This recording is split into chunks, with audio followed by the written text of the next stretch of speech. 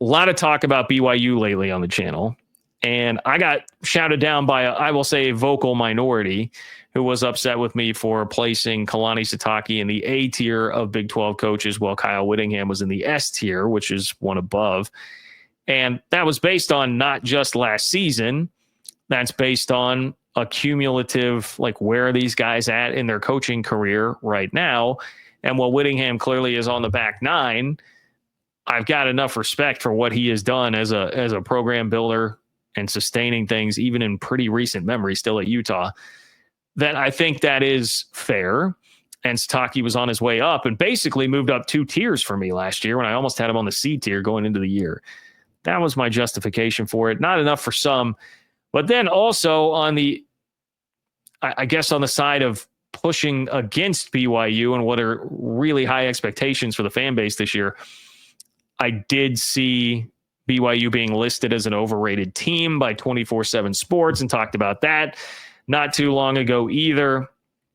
And then on the total opposite side of that, I had been talking around to a couple of BYU fan friends of mine who thought the expectations might be a little bit too high from the fan base this year.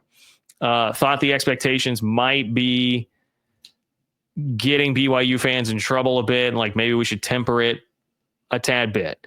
And so my ultimate thought here and idea behind this segment was just like, what is the fair way to talk about BYU? Like, is BYU overrated? Are they underrated?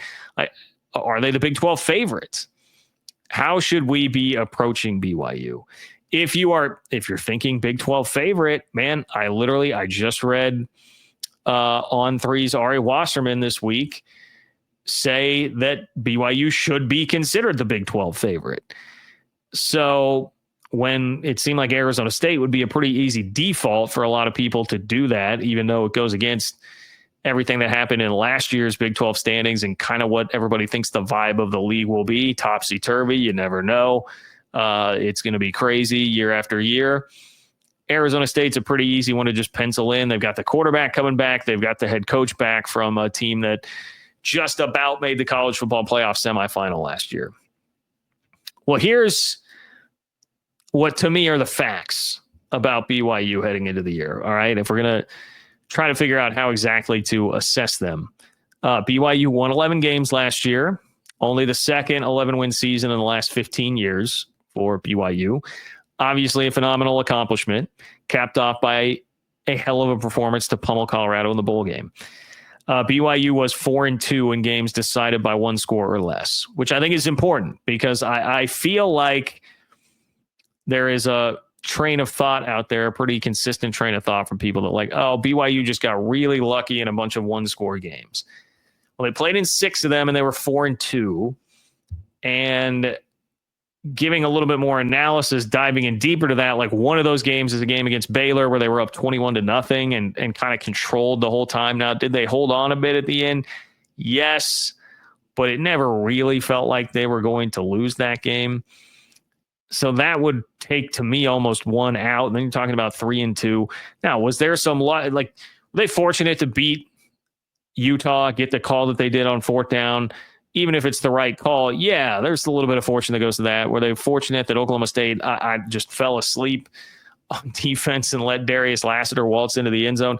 Yeah, there's probably a little bit of fortune in that. But, Kansas got a little fortunate with the muffed punt issue in that game that they lost, right? Like, I don't think the 1 loss or the 1-score wins thing is as bad as people make it out to be truly for BYU. Another fact, people are pretty high on BYU actually out there. If you're taking the average, and shout out to Heartland College Sports, I think it was Brian Clifton over there who did an average of the 10 way too early top 25 polls that he had seen from places like ESPN, The Athletic, On 3, etc. And it ranked BYU 16th in the country, second highest in the Big 12, just behind Arizona State. And BYU on average was picked 16th in the country. Like that's pretty good, man. That's pretty good. That's a healthy dose of respect, I would say, for BYU heading into next year.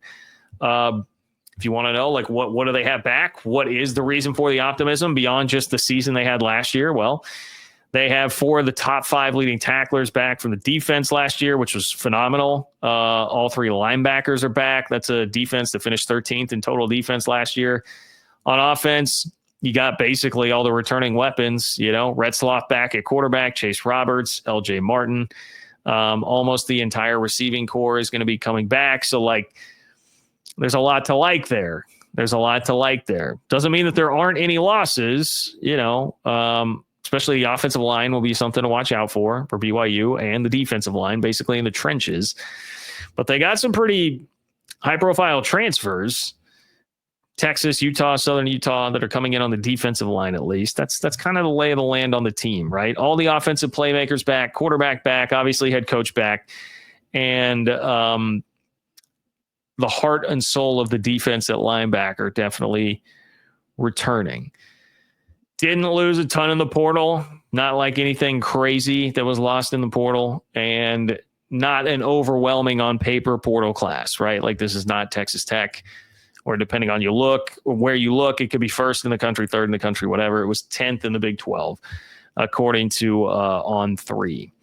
Schedule for BYU, to me, pretty manageable. I mean, a little bit tricky. Like, they've got road trips to Iowa State, Texas Tech, and Colorado in conference play, but it's fool's errand, man, to try and be figuring that out right now, because we did a lot of that last year, analyzing what the schedule would be like, and that got completely flipped upside down, right? Just like Will Smith in the Fresh Prince of Bel-Air song, right? Got flipped upside down once we saw what the season was actually going to be.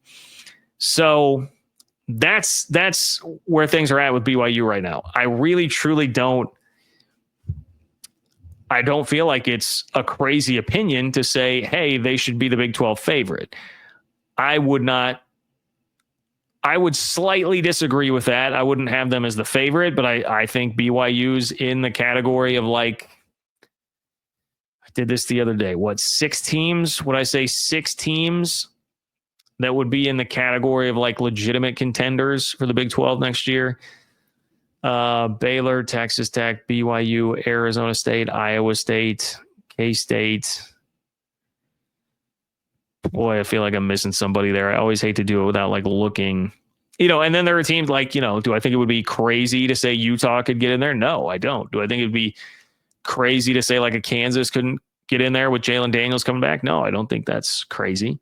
But BYU's definitely in that first tier. I would not. I think it's silly, quite honestly, to go pick somebody at Colorado. Like, Colorado could probably be in the second tier to me. We'll see. I need to see what's going to go on with that quarterback situation.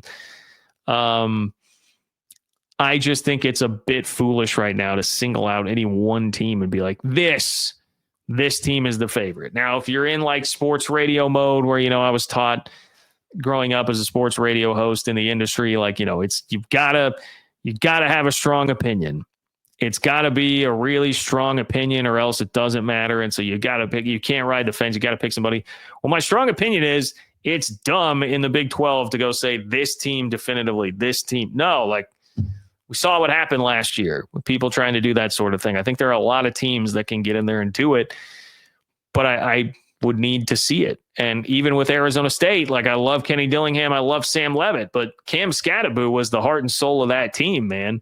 It's a guy that should have been a Heisman finalist, finished 5th in the Heisman voting. Like, he's not there anymore. So we've got to see it. We've got to see it. And can anybody in this league do it back-to-back years? We'll find out. But I think BYU, in some ways, with doubters, is fighting just a trust factor here. Like, people don't trust them enough because it's just not been a brand that they've seen win over and over again. Like, BYU fans will hate this, but there still is some level of inherent trust, I think, from the college football public being like, well, I saw Utah go to back-to-back Rose Bowls. Now, we're getting further and further away from that, but it wasn't that long ago. And so that was them performing on a high stage. And so that's like, all right, well, Kyle Whittingham's still there. They've had quarterback injuries. Those are pretty high profile. If you can just get the quarterback right in the portal, they could be right back there. Like, BYU doesn't have that. Nice seasons in 2020 and 21, but it wasn't getting national attention like Utah's was getting to the Rose Bowl. And a huge part of this, I should have mentioned this first, because more so than like not having the kind of built up trust there, quote unquote, is that people are married to their opinions. People don't want to change their opinions easily. And a lot of people, when BYU started 9-0 last year, had their minds made up that this was not a good team. And a lot of people were frankly like annoyed that they were having to sort of talk about BYU every year or every week. They wouldn't just go away. And so a lot of people are still going to be married to that. And they're going to not pay that much attention to the Alamo Bowl, forget about it, whatever. We had the playoff coming after that. Like, yeah, BYU, nice story, cute story, won some close games. Don't think they were really that good. Got a little bit lucky. Yeah, you're just going to have a lot of people that think like that and are not going to budge off of that opinion. So I think that's something to keep in mind too. But generally, if the preseason top 25s have you at 16th and second in the conference behind Arizona State, who won the league last year, I really don't think there's ultimately that much to complain about. And I think it's fair to say BYU is in tier A of contenders for the Big 12 next year. There's no S tier, people, okay? There's no S tier.